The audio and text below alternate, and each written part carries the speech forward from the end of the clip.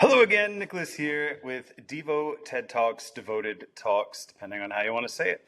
And I'm here to merge ancient wisdom with modern day healing techniques, such as movement as medicine. Here at Devo, we believe movement is the way. So anyway, I will move on. And I'm sweaty because, it's a hot yoga studio and, those things tend to happen around here. So I actually, on my way in today, I went to go do one of my typical tasks, which was put up the feather flag or the fan flag that we have outside to help promote us as a hot yoga studio. It says hot yoga and it says Devo Wellness. Of course, we offer way more than that. So if you're local to Greensboro, North Carolina, and you're interested in restorative fitness as a whole, not just restorative yoga, check us out, devowellness.com. Anyway, I went to put up the flag, and all of a sudden it kind of came down in a weird way, which last week there had been a wear and tear situation where it had poked through one of the seams and it fell down because of that. And now it's duct taped back together with white duct tape on a black tarp, but whatever. Who's judging?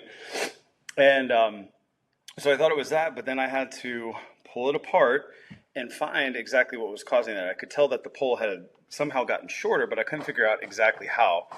So as I took it apart, I found pieces, and then I realized that it had worn on the inside, right? It's been through lots of wind and weather. It's been up for 4 months. It's expensive, by the way. Those things cost a lot of money, but that's besides the point. Well worth the value. But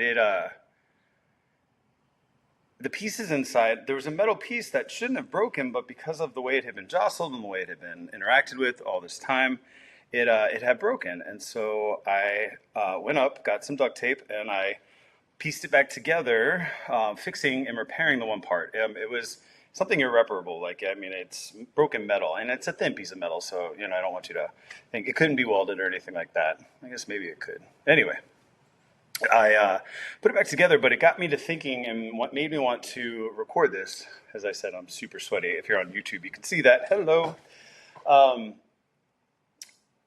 It got me to thinking about, the way we go and repair cars and the way we go and repair devices and do things. People go inside and they observe, right? They watch, they look, they see what's happening, they test things out, and then they take it apart and put it back together. So deconstruction for reconstruction would be a way that I would articulate this.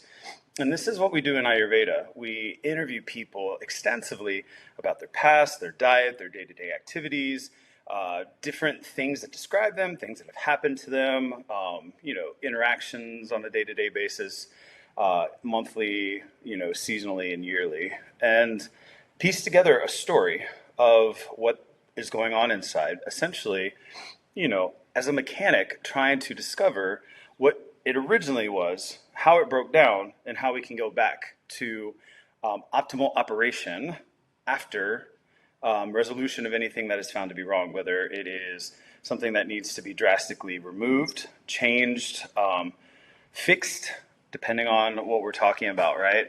Like something as simple as indigestion could really just be related to stress or very minimal things, whereas something that's like a tumor or a growth or something benign, even so, not cancerous, but needs to be removed or needs to be treated in some way, shape, or form.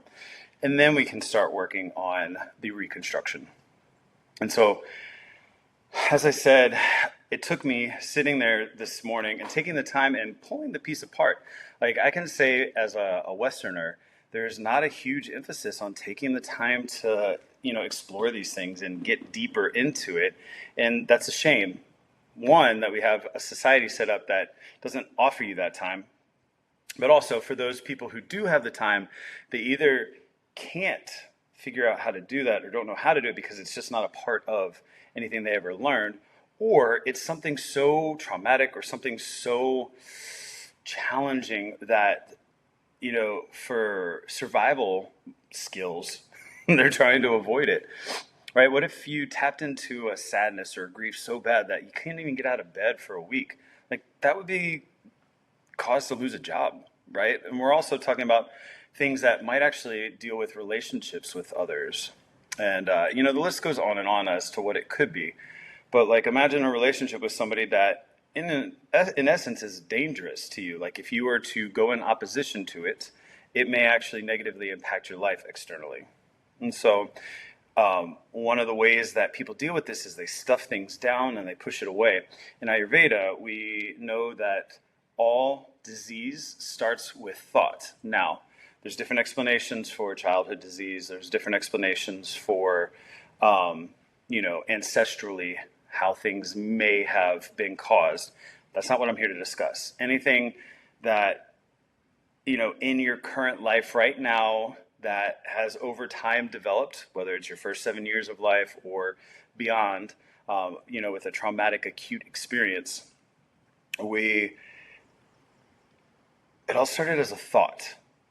And then if we continue thinking about it, but we don't express any of the emotions that follow those thoughts, then we start to have this buildup and this backup of dosha, and we have this buildup and backup of essentially disease, right? The emotion gets clogged, it gets stuck, and it starts to change the body, all right?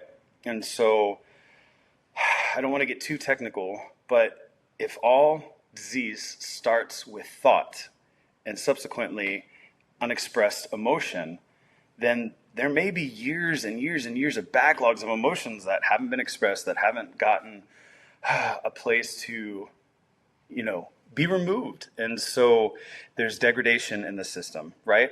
Like, for instance, I didn't take the flag apart at night every night, and I didn't necessarily need to. But had I taken more precautions, I may have preserved that piece that broke. Or it may have just broke because of the repetition of wind hitting it, which maybe I don't put it out on windy days, which I did leave it out for some really extensively windy days, which is probably what wore it down, which is fine, right? If I can repair it, that's good, right? We just start anew from that new set point, and that's great. But what do we do if it's a life that really has to be delicately progressed through? I mean, some might argue that, well, maybe you take that week to grieve and have all the emotions and be unfunctional or non-functional, or you have a disease that takes you out in a slow death type scenario and you're suffering the entire time. I mean, some might say that would be silly to not take the week and deal with those repercussions than to have a slow suffering death because of different diseases that can emerge from continued suffering. And I know some of you coming to this may know exactly what I'm talking about. Some of you may have an intuitive sense about what I'm talking about. Some of you may be like, that sounds like, what's the word? Is it Jamaica? Anyway, voodoo. It might sound like voodoo to you. Man, it was like right on the tip of my tongue and I just couldn't get it out. It might sound like voodoo or magic or something like that. And I mean, who's to say it isn't? But that's not the point of this. The point is that if it were true, how might you choose to live your life differently in relation to that truth so that you could have a better quality of life? And that, my friends, is always the question. If it were true and I could do something differently to have a better quality of life, what would that be, and why wouldn't I do it? All right, my friends, this is Nicholas with DIVO-Ted Talks, Devoted Talks, and yeah, ancient wisdom with a modern twist. Peace.